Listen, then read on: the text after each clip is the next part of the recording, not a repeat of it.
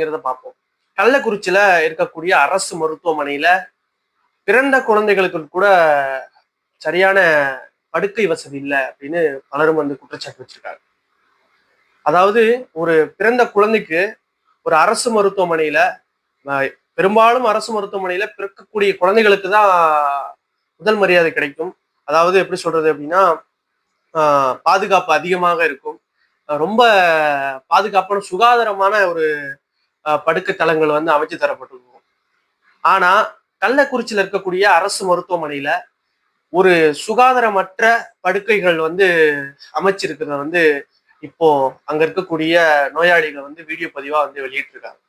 அத பல நியூஸ் சேனல்ல இப்போ போட்டிருக்காங்க.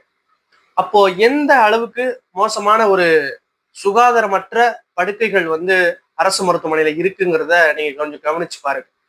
அப்போ மத்திய கவர்மெண்ட் இருந்து பல கோடி ரூபாய் அரசு மருத்துவமனைகளை மேற்படுத்துவதற்காக எவ்வளோ பணங்கள் வாங்கி தமிழக அரசு செலவு பண்ணிக்கிட்டு தான் இருக்காங்க. ஆனா இன்னும் பல அரசு மருத்துவமனைகள் இந்த மாதிரியான ஒரு சூழ்நிலையில